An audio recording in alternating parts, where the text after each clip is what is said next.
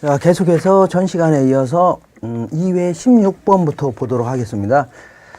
자, 2회 16번 보시면 수익환원법에서 환원하는 방법에 대한 설명 중 타당하지 않는 것은, 환원하는 방법은 크게 토지라든가 그 다음에 어장, 광산, 건물 이렇게 구분해서 기억하셔야 됩니다. 이때 1번 보시면 토지와 같이 상각이 필요 없는 부동산의 순수익을 환원 시에는 상각을 고려하지 않고 환원율로 직접 환원합니다. 그러니까 자본수익률로 바로 나누면 돼요. 근데 2번을 보시니까 건물과 같이 상각이 필요한 부동산의 순수익을 환원 시에는 환원율에다가 자본 회수율인 상각률을 가산하여 그걸 계속 빼내는 겁니다. 그래서 그 빼내서 나중에 철거되면 그와 유사한 다른 부동산에 투자한다, 이런 가정이 있는 겁니다. 3번 보시면 환원율로 순수익을 환원 시에는 상각 후 순수익을 환원하는 게 아니라 상각 전 순수익을 기초로 해서 그 밑에서 할인할 때 환원율로 전부 다 반영을 시키는 겁니다. 그렇기 때문에 3번이 틀린 거예요. 자, 77번 보시면 투자를 유발시키는 경우를 설명한 것이다. 옳지 않은 것은, 이거는 자주 물어보는 거니까 정답은 4번인데, 자, 그 요구 수익률이 기대 수익률보다 큰 경우가 아니라 작다고 해줘야 되죠. 내부 수익률이라는 것을 다른 말로 기대 수익률을 해주는 겁니다. 그래서 기대 수익률이 요구 수익률보다 커야 됩니다. 그러니까 4번이 틀린 겁니다. 18번 보시면 정부가 부동산 시장에 개입하는 이유로서 잘못 설명된 것은, 이거는 정답이 5번인데 외부 효과의 제거 문제는, 이건 일종의 시장 실패라고 하죠. 그러니까 자, 사회적 목표 달성을 위한 정부의 정치적 기능이 아니라 요거는 이제 경제적 기능에 해당이 되는 겁니다. 경제적. 그 다음에 저소득층에 대해서 주택 공급 문제는, 이거는 그 불공평한 소득 분배가 있죠. 누구는 무진장 잘 살고 누구는 무진장 못 산다. 그렇기 때문에 정부가 직접 나서서 임대주택 같은 거를 좀 공급하겠다 하는 거는 전부 다 정치적 목적으로 개입하는 겁니다. 그래서 다 틀린 겁니다. 5번은. 그 다음에 19번 보시면 토지의 공영개발에 대한 설명으로서 틀린 것은, 공영개발이라는 것은 정부가 직접 나서서 토지를 구입하고 이렇게 이제 수요자나 공급자가 돼서 개입하는 그러한 형태입니다. 근데 보통 이제 정부가 직접 이거를 구입해서 사용하려고 하는 그런 측면이 아닙니다. 보통 이제 토지를 구입해 갖고 조성공사 한 다음에 이거를 건설업자한테 이렇게 적절히 이렇게 이제 매각하는 그러한 형태를 많이 취합니다. 그러니까 정답은 2번인데, 공영개발의 목적은 토지의 공급보다 토지의 사용에 있다, 이렇게 한 게 틀린 겁니다. 토지의 사용보다는 어디에 있다고요? 토지의 공급에 있다, 이렇게 해줘야 됩니다. 그 다음에 20번 보시면, 20번도 거의 단골로 물어보는 건데, 비준 가격을 구할 때는 항상 사례 부동산의 가격에다가 곱하기 지역 요인의 비교치 한 다음에 사례분의 대상 한 다음에 항상 뭘로 해줘야 돼요? 보다를 100으로 넣어야 됩니다. 이것도 개별 요인의 비교치도 사례분의 대상 한 다음에 보다를 100으로 놔라. 그 다음에 시점 수정치는 보통 이제 지수법으로 물어볼 수도 있고 변동률법으로 물어볼 수도 있습니다. 그 다음에 이것도 사정보정치도 이렇게 정상 지가에 비해서 사례는 어떻게 되어 있냐, 이런 식으로 물어봅니다. 대부분. 그래서 같이 이제 풀어보면 됩니다. 보니까 1년 전에 15억 원에 거래된 사례 부동산이 있었는데, 이게 얼마짜리냐면 15억짜리랍니다. 15억짜리. 그런데, 자, 거래된 사례 부동산이 정상 가격 대비해서 20% 저가로 매입됐답니다. 그러니까, 자, 사례분의 대상이 있을 때 대상 부동산은 정상가로 결정하려고 하죠. 그러니까 정상가 대비해서, 얼마로요? 20% 저가로 매입됐답니다. 그러니까 80분의 100 이렇게 해줘야 됩니다. 그 다음에 가격 시점의 지수는 120이라 합니다. 그러니까 20%의 물가가 올랐다는 얘기죠. 그러니까 100분의 120 바로 해주면 돼요. 그 다음에 사례 부동산이 개별 요인에서 20% 우세하다. 그러니까 항상 사례분의 대상 한 다음에 사례 부동산이 개별 요인에서 20% 우세하다는 얘기는 대상 부동산보다 20% 우세하다는 얘기죠. 그러니까 대상 부동산에다가 100으로 놔야 되는 겁니다. 그러니까 여기서는 대상 부동산보다라는 게 숨어 있는 겁니다. 그래서 20% 우세하다. 그러니까 120 해줘야 되겠네요. 그 다음에, 자, 대상 부동산이 지역 요인에서 20% 열세하다. 그러면 대상 부동산이 지역 요인에서 20% 열세라고 했죠. 그러면 사례 지역보다라는 용어가 거기 숨어 있는 겁니다. 사례 지역보다 20% 열세다 했죠. 그러니까 80 이렇게 넣어야 됩니다. 이렇게 해서 전부 계산하면 돼요. 근데 이때는 얘랑 얘는 약분이 가능하네요. 그 다음에 얘와 얘도 약분이 가능하고 얘와 얘도 가능하고 얘와 얘도 가능하죠. 그러다 보니까 결국은 15억이 정답입니다. 정답은 4번으로 했어야 돼요. 그 다음에 21번 보시면 원래 아파트의 수요 함수는 QD는 100-2P고 공급 함수는 QS는 10+3P였으나 자, 소비자의 선호도가 변하면서 수요 곡선이 90-P로 변했다고 했죠. 그러면 변화하기 전에 수요 곡선 항상 균형점에서는 수요량과 공급량이 같죠. 그러니까 변화하기 전에는 수요 곡선은 QD는 수요량은 100-2P였네요. 100-2P고 공급량은요. 공급량은 QS는 10+3P였다는 얘기죠. 10+3P. 그러니까 항상 변화 전에 수요량과 공급량이 항상 일치가 돼야 되는 겁니다. 그때 이제 가격이 나오겠죠. 근데 이제 변화 후를 볼게요. 자, 변화 후에 수요 곡선이 변했다고 했죠. 그러니까 90-P로 변했대요. 90-P로. 그 다음에 공급량은 변함이 없죠. QS는 10+3P다. 10+3P. 요거를 이제 계산하시면 되죠. 자, 이때는 마이너스가 넘어가면 플러스로 바뀌죠. 그러니까 5P가 되겠네요. 여기는 플러스가 있다고 생각하시면 되죠. 플러스가 넘어가니까 마이너스로 바뀌니까 90이 되겠네요. 그럼 이때의 균형 가격은 얼마냐면 18이 될 겁니다.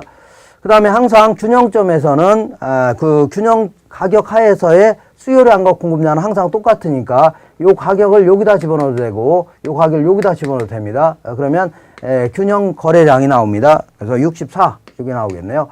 이것도 마찬가지 똑같이 계산해 주면 되겠네요. 이걸 넘기게 되면 4P죠.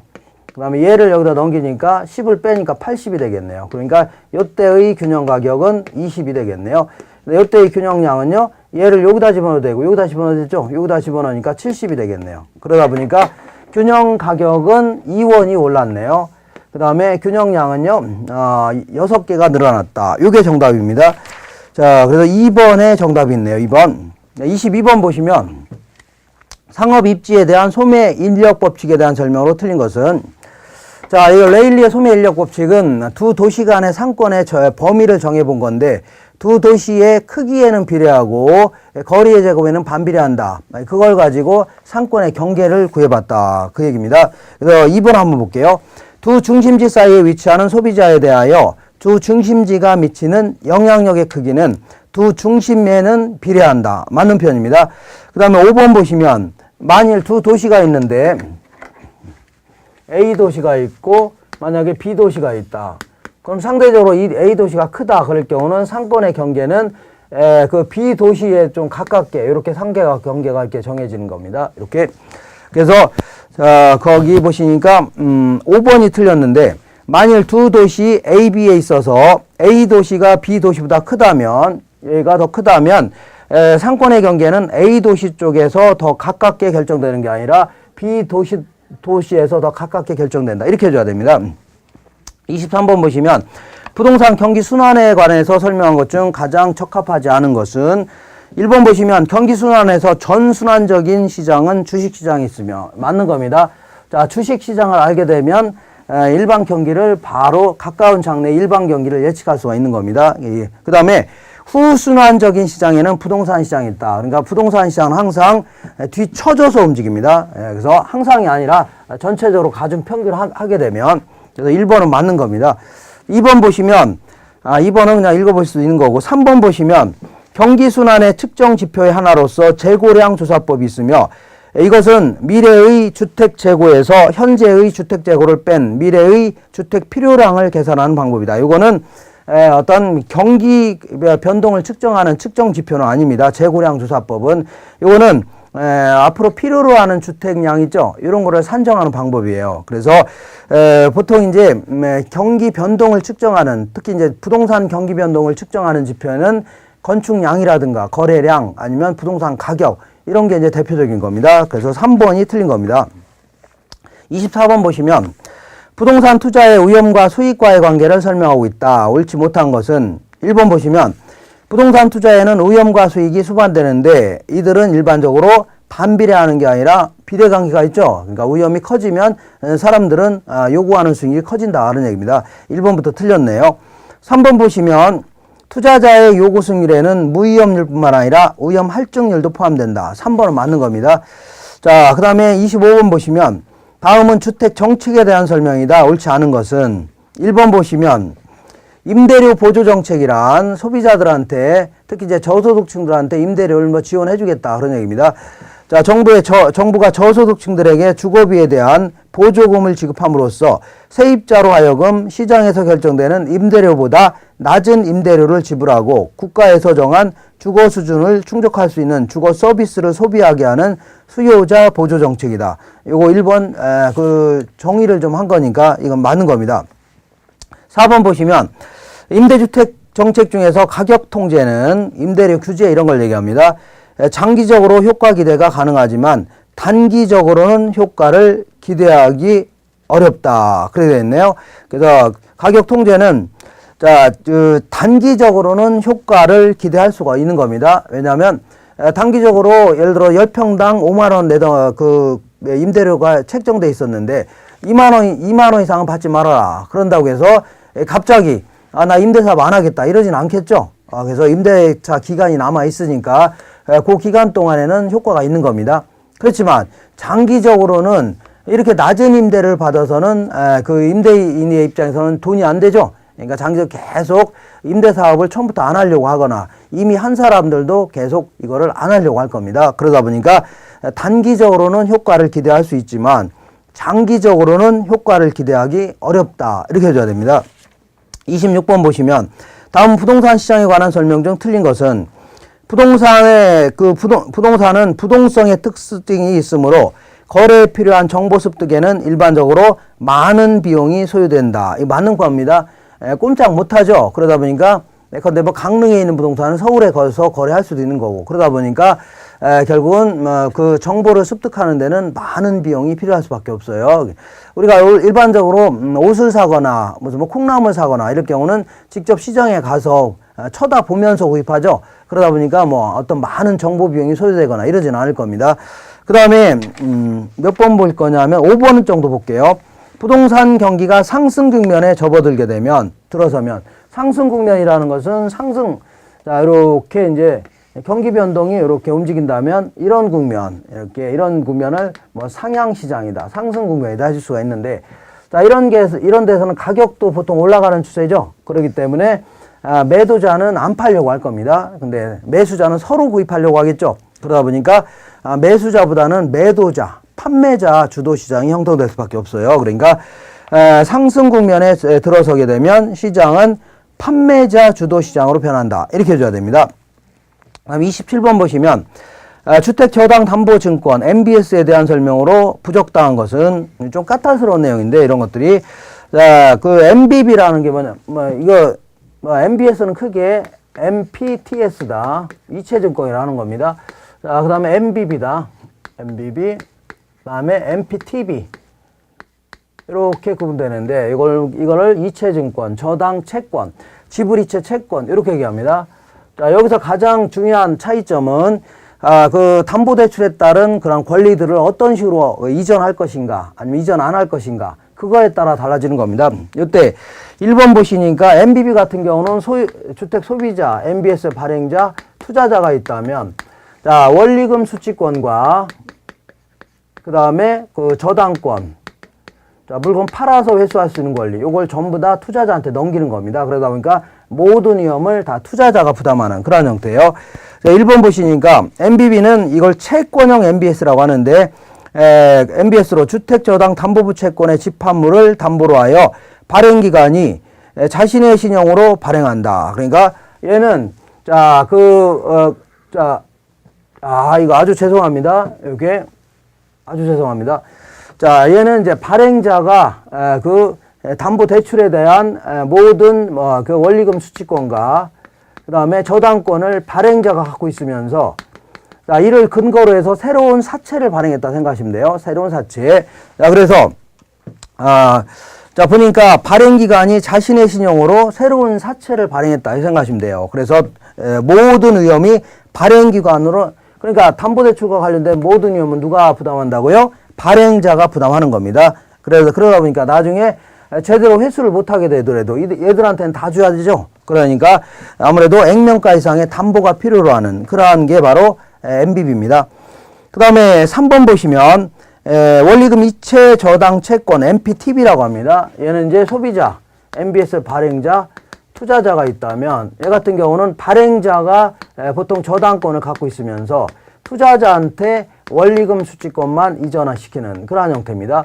자, 그래서 상당히 혼합형 MBS다 이렇게 해주는데 다시 한번 읽어볼게요. 3번에 MPTB는 채권 지분 혼합형의 MBS로 발행기관이 자동 이체식 이전 저당 증서를 담보로 하여 채권을 발행하면서 그러니까 자기는 저당권을 갖고 있으면서 이렇게 채권을 발행하는 그러한 형태를 발행하면서 자 보니까 주택 저당권은 보유하고 저당권은 보유한다고 했죠.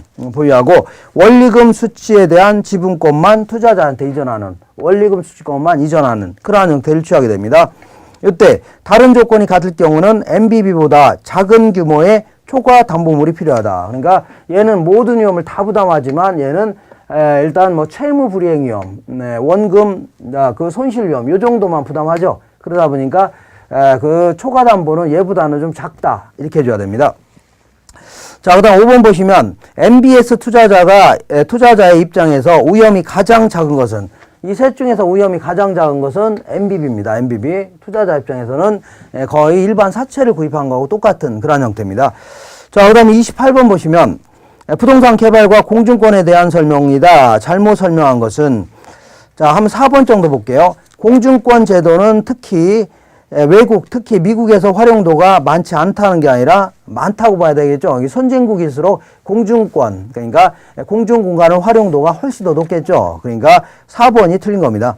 29번 보시면 외부 효과와 정부의 시장 개입에 관한 기술 중 가장 타당성이 없는 것은 자, 보니까 1번 보시면 정의 외부 효과와 부의 외부 효과는 부동산 가치와 생산량에 많은 영향을 미칩니다. 당연한 거고 2번 보시면 정의 외부 효과가 있으면 정의 외부 효과는 이런 얘기죠. 이렇게 여기가 이제 그 지저분한 주택가가 있는데 어떤 사람이 여기다가 아주 가든을 멋지게 크게 차리면서 들어오는 길도 아주 막 정비도 많이 하고 그러다 보니까 자 남들한테 상당한 이익을 줬죠.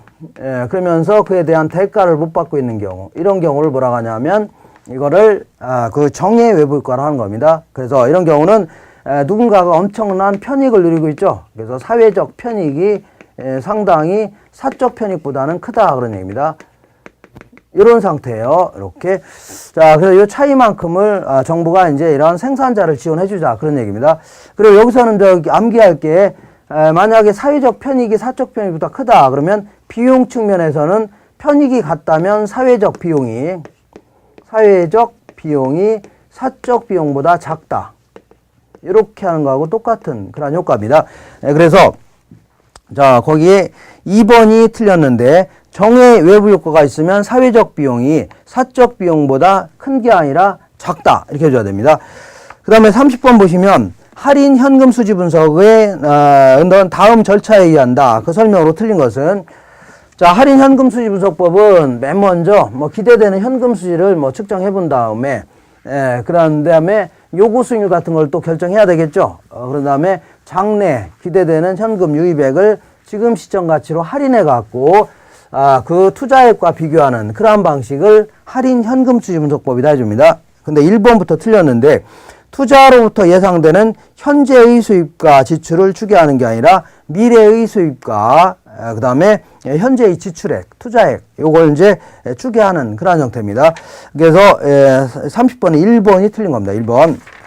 그 다음에 31번 보시면 자 31번은 약간 좀 이거는 이제 일종의 감정평가론에 있는 문제입니다. 감정평가론. 그래서 매년 그 토지 같은 경우는 그러니까 이거는 전통적 소득적용법의 형태로 이제 문제를 푸는 겁니다. 그러니까 일반 할인 현금 수지 분석법으로 문제를 풀으시면 틀립니다. 그래서 보니까 매년 5천만 원 확정적인 소득이 연구이 기대되는 소득이 그 토지가 있는데 자 시장에서 국공채 이자율은 5%이고 그다음에 이 토지에 대한 위험 할증률은 7%이며 당해 토지는 매년 가격이 2%씩 상승하리라고 예상된다. 이 토지의 투자 가치는 얼마인가? 만약 이 토지를 3억 원에 구입할 수 있다면 투자 여부는, 어쨌거나 투자 금액은 3억인데 매년 5천만 원씩 확정적인 소득이 기대가 된답니다. 매년 5천만 원씩 계속. 그러면 이렇게 확정적인 소득이, 그러니까 소득이 영원히 발생된다고 했을 때는 이걸 할인했을 때 어떻게 할인하면 되냐면 환원율로 나누면 됩니다. 그러니까 5천만 원을 뭘로 나누면 돼요? 환원율로 나누면 되는데, 환원율은 어떤 식으로 결정하냐면 보통 이제 여기서 얘기하는 거는 조성법에 대한 얘기입니다. 요소 구성법. 그래서 얘는 환원율을 이렇게 결정합니다. 환원율은 그 순수 이율에다가, 자, 순수 이율은 무위험 수익률, 요걸 얘기합니다. 여기다가 위험률을 가감한 그러한 형태예요. 이런 식으로 계산하기 때문에 보니까 환원율은 보니까 국공채 이자율이 5%라고 했죠. 요게 이제 순수 이율이 되는 거고, 그 다음에 여기다가 그 위험 할증률이 7%다. 위험률이 커졌다는 얘기죠. 그럼 더해줘야 됩니다. 이거는 7%. 그 다음에 앞으로 매년 토지 가격이 2%씩 상승하리라고 한다. 그거는 오히려 투자자 입장에서는 뭐 좋은 거죠. 그러니까 요거는 이제 요구 수익 환원율을 빼줘야 되는 겁니다. 이렇게 2%씩. 그러니까 이렇게 해서 결정하는 겁니다. 전통적 소득경법은. 그러다 보니까 얘는 뭐 몇 퍼센트가 돼요? 10%가 되겠네요. 자, 그래서 10%로 나눠버린 게 바로 이 부동산의 투자 가치가 됩니다. 그 5억이 되겠네요. 5억. 그러면 여기서 요거 뺀 거를 뭐 얘들이 얘기하는, 여기서 얘기하는 수년가라고 하는 겁니다. 자, 그래서 여기서는 정답은 5번인데 투자 가치는 5억이죠. 들어온 돈의 투자 가치는 5억이고, 이런 것들은 여기서 요거 뺀 게 수년가라고 할 수 있는데, 그러니까 수년가가 여보다 크죠. 그러니까 투자하는 채택을 하려고 할 겁니다. 그러면 32번 보시면 감정평가 3방식에 대한 설명이다. 옳지 않은 것은 31번은 상당히 까탈스러웠던 그런 문제입니다. 자, 감정평가 3방식에 대한 설명이다. 옳지 않은 것은 원가 방식은 비용성의 사고방식에 따라서 대상 물건의 신축, 조성, 매립 등 재생산에 소요되는 원가에 주목하여 대상 물건의 어떤 가치라든가 임료를 구하는 그런 방식입니다. 이건 이제 건물 같은 경우에 적합하죠. 그래서 자, 지어진 지 5년 정도 됐다. 그러면 5년 된 시점에서의 자재 가격으로 다시 한번 지어본다면 얼마인가. 그걸 기초로 해서 감가 누계액을 빼내는 그러한 형태를 주로 취합니다. 1번 맞는 겁니다. 2번 보시면, 2번은 읽어보시면 되고, 3번 보시면 감정평가사의 주관이 개입될 여지가 적어서 평가가치 편차가 적게 발생하는 방법. 이거는 수익 방식이다. 이 3번 맞는 겁니다. 수익 방식 같은 경우는 저희가 주관적인 어떤 그 주관성이 많이 배제되어 있는 겁니다. 그러다 보니까 3번 맞는 거예요. 그 다음에 5번 보시면 감정평가사의 의존도가 높고 감정 가격의 편차가 크다는 단점은 원가 방식에 대한 비판이 아니라 비교 방식에 대한 비판입니다. 왜냐하면 어떤 지역이 어떤 지역보다 무슨 지역적으로 얼마나 우세하다, 아니면 얼마 열세다, 이런 거를 다 평가사가 주관적으로 파악해 볼 수밖에 없는 겁니다. 자, 그러다 보니까 편차가 큰 거, 이거는 비교 방식이다, 이렇게 해줘야 됩니다. 33번 보시면 다음은 최유효 이용의 원칙에 대한 설명이다. 옳지 않은 것은, 이거는 정답이 3번인데 고도의 부동산 전문가가 행하는 최선의 이용 방법이다 해주면 안 됩니다. 그러니까 우리 같은 이제 보통 사람 있죠. 그러니까 그 객관적인 양식과 통상의 이용 능력을 가진, 이런 표현을 쓰는데, 그냥 이제 일반적인 보통 사람이 이용했을 때 합법적이고 그 다음에 물리적으로 채택 가능하면서 최대 수익을 실현할 수 있고, 그 다음에 또한 합리적인 이용인, 그러한 상태를 최유효 이용이라 하는 겁니다. 그러니까 정답은 3번인데 고도의 부동산 전문가, 이렇게 좀 틀린 겁니다. 그 다음에 34번 보시면 다음은 부동산 시장의 활성화 방안으로 저당의 유동화에 대한 설명이다. 다음 설명 중 옳지 않은 것은, 자, 정답은 3번인데 2차 저당 시장은 1차 저당 시장에서 일단 이루어진 저당을 1차 저당 대출자가 팔게 되는 시장을 말하며, 이루어진 저당을 그 1차 저당 대출자가 팔게 되는 시장을 말하므로 일반 투자자들은 자신들에게 필요한 저당을 사고 팔 수 없다가 아니라 사고 팔 수 있다죠. 내가 채권을 구입했다. 그러면 돈이 급하면 이 채권을 팔 수가 있는 겁니다. 일종의 유가증권이기 때문에. 그래서 정답이 3번이 틀렸네요. 그 다음에 35번 보시면 자, 지역 분석과 개별 분석에 관한 관계를 설명한 것 중 가장 타당하지 않는 것은 자, 지역 분석, 개별 분석은 계속 거의 비슷한 유형으로 나오는 겁니다. 그러니까 자, 요 부동산의 가치를 평가하려고 한다. 그러면 이 지역을 먼저 분석해야 되는 거죠. 이걸 지역 분석이라 하는 거고, 그 다음에 와서 요 부동산에 대해서 그 개별적인 요소를 분석한 다음에 이걸 하려고 하는 지역 분석을 하려고 하는 이유는 이 지역의 표준적인 이용을 파악해 본 다음에 뭐를 판단하려고 해요? 가치 수준을 결정하려고 하는 거고, 요거는요, 이 부동산이 현재 제대로 이용하고 있냐, 그거에 따라서 결국은 최유효 이용 여부를 파악해 본 다음에 구체적인 가치를 결정하려고 하는 겁니다. 그러다 보니까 여기서는 옳지 않은 것은 1번이 틀렸는데 여기서는 지역 분석 같은 경우는 지역과의 어떤 적합의 원칙 이런 거와 특히 관련되어 있는 겁니다. 그 다음에 개별 분석 같은 경우는 내부 구성 요소 간의 어떤 균형의 원칙 이런 게 이제 크게 더 관련되어 있다. 1번부터 틀린 겁니다. 자, 그 다음에 4번 볼게요. 35번에 4번. 지역 분석은 가치 형성의 지역 요인을 분석하여 표준적인 이용을 파악해 본 다음에 그 지역 내의 부동산에 대한 가치 수준을 결정하려고 한다. 이거 맞는 거고, 5번 보시면 개별 분석은 대상 부동산의 개별적인 요인을 분석한 다음에 대상 부동산의 가치를 판정하는 작업이다. 5번 맞는 겁니다. 이렇게. 그 다음에 36번 보시면 어떤 지역의 중형주택 임대료가 단골로 물어볼 수가 있는데 수요의 가격 탄력성은 이렇게 계산하면 되죠. 가격의 변화율분의 공급량의 변화율 이렇게 해줘야 됩니다. 자, 그래서 어떤 지역의 중형주택 임대료가 평균 20%가 인상됐다. 그럼 20%가 인상됐을 경우에 이때 중형주택에 대한 임대 수요가 15% 감소했다. 15%가 감소했다. 요거 계산하면 0.75가 되게 되네요. 마이너스 없어지면서 0.75라는 것은 1보다 작죠. 그러니까 수요 곡선이 비탄력적이다 그런 얘기입니다. 자, 그러다 보니까 항상 수요 곡선 아래의 면적이 소비자 입장에서는 총 지출액이 되는 겁니다. 근데 가격이 올라갔다. 그러면 총 지출액은 더 커지는 거죠. 이렇게 커졌네요. 정답은 4번에 있네요. 0.75. 그런 다음에 총 수입액은 증가한다. 이렇게 해줘야 됩니다.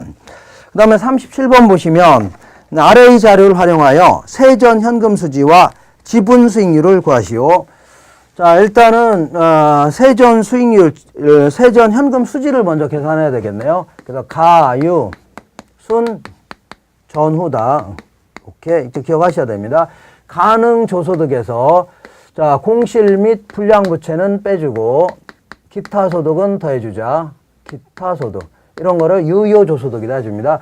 여기서 영업 경비를 빼준 거를 뭐라고 하냐면 순영업소득. 여기서 그 은행에다 지불해야 될 원금이자 이거를 부채 서비스액이라 하는 겁니다. 이렇게 뺀 거를 세전 현금 수진. 여기서 그 영업소득세를 빼는 거를 세후 현금 수지 이렇게 해주는데 여기서 구하라는 게 뭘 구하라는 거예요? 이 세전 현금 수지를 구하라 그 얘기죠. 그러면 집어넣어 볼게요. 여기다가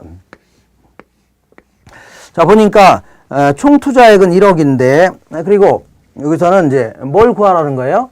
자, 그 지분 수익률을 구하라고 했죠? 그러니까 지분 수익률은 어디다 갈까요? 지분 수익률은 지분 투자액분의 세전 현금 수지가 차지하는 비율. 요걸 얘기합니다. 아니, 어쨌거나 가능 조소득은 1,500만 원. 가능 조소득은 1,500만 원이네요. 이렇게. 1,500만 원이다. 그 다음에, 자, 공실 및 불량부채는, 1,500만 원, 100만 원이네요. 100만 원은 빼줘야 되겠네요. 이렇게. 그 다음에, 기타 소득은 100만 원. 100만 원 다시 더해줘야 되겠네요. 그럼 요거 계산하면 그대로 1,500만 원이죠. 1,500만 원. 여기서 영업 경비를 빼주자. 영업 경비는 300만 원이네요. 300만 원. 그러면 순 영업 소득은 1,200만 원이 됩니다. 여기서 부채 서비스액이 어디가 있어요? 부채 서비스액은 자, 보통 원리금 균등 상환을 가정하는 거죠. 그러니까 보통 5천만 원을 빌렸을 거 아닙니까? 빌린 돈이 5천만 원이죠. 아니 거기 보시면 총 투자액은 1억인데 지분 투자액이 5천만 원이니까 빌린 돈은 5천만 원이라는 얘기죠. 여기다가 저당 상수를 곱해주게 되면 이게 바로 매액이 지불해야 될 원리금 상환액이 나옵니다. 요거 계산하면 아마 600만 원 나올 겁니다. 600만 원. 그러니까 자 부채 서비스액은 얼마라고요? 600만 원. 그러면 세전 현금 수지는 얼마라고요? 600만 원이 되겠네요. 600만 원이다. 자, 그럼 여기까지 정해졌으니까 세전 현금 수지는 600만 원. 그 다음에 지분 투자액은 5천만 원이죠. 이렇게 요거 계산하면은 얼마가 나와요? 0.12. 그러니까 12%가 나올 겁니다. 그래서 정답은 3번을 정답을 했어야 돼요. 자, 38번 보시면 부동산의 개념에 관한 설명이다. 적합하지 않은 것은 자, 1번부터 아주 간단한 문제였습니다. 광의의 부동산이란 민법상의 개념으로 민법 제99조 1항에서 토지 및 그 정착물을 의미한다. 1번부터 틀렸죠?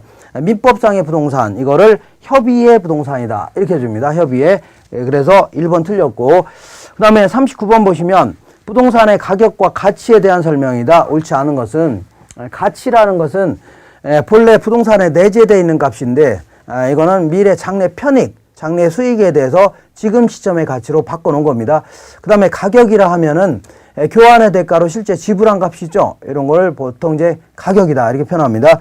그래서 여기서는, 정답은 3번인데, 가격은 부동산의 거래 빈도에 따라서 여러 개가 존재할 수 있으나, 진정한 가치는 오직 한 개이다. 하나이다. 3번이 틀렸습니다. 가치라는 것은 보는 관점에 따라서 무수히 많을 수가 있는 겁니다. 보험 가치로 평가할 수도 있고, 때로는요, 투자 가치로 평가할 수도 있고, 이게 보는 관점에 무수히 많을 수 있지만, 가격이라는 놈은 어떤 거래 시점을 얘기하는 겁니다. 거래 시점에서 한 개밖에 없는 거죠. 하나로 거래하는 거지, 뭐 여러 개로 거래하는 거 아니잖아요. 그러니까 3번이 틀렸습니다. 그 다음에 40번 보시면, 40번은 획진, 2번 한번 볼게요. 획진은 토지의 법률적인 최소 단위로, 이거는 뭐 일단 필지를 얘기하는 겁니다. 법률적인 최소 단위니까 거래 단위 최소 단위입니다. 자, 그래서 보통 이제 같은 지번으로 둘러싸이는, 그러니까 하나의 필지마다 하나의 지번이 부여되죠. 그러니까 같은 지번으로 둘러싸인 토지다. 이렇게 해줘야 됩니다. 자, 이렇게 해서 그 문제는 많이는 안 풀어봤지만 이러한 문제를 기초로 해서 제가 당부드리고 싶은 것은 꼭 기출 문제를 어디서 좀 뽑아셔서 꼭 좀 계속 반복해서 풀어보신 게 아주 좋습니다. 우리 문제는 지금까지 24회 동안 시험을 봤는데, 그러다 보니까 어떤 기출 문제에서 물어볼 수 있는 것들은, 그 책에서 내용에 있는 거를 물어볼 수 있는 것들은 거의 다 물어봤다. 이게 보시면 됩니다. 그리고 새롭게 뭐 내용 들어오는 것들은 어쩔 수 없이 뭐 틀릴 수도 있지만, 물어볼 만한 건 거의 다 물어봤기 때문에 계속 그 지문 내에서 돌려서 이렇게 물어볼 수밖에 없습니다. 그래서 특히 이제 동영상을 공부하시는 분들은 가장 그래도 제가 이제 권해드리고 싶은 것은 합격에는 왕도는 없습니다. 지름길은 없어요. 그래서 열심히 한 사람이 합격하는 거지, 빈둥빈둥 노시는 분은 떨어집니다.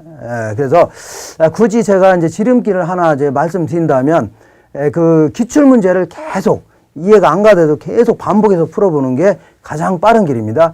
그리고 하나만 더 기억하실 것은, 우리 시험은 무슨 아주 뭐 어려운 문제를 푸는 문제 시험이 아닙니다.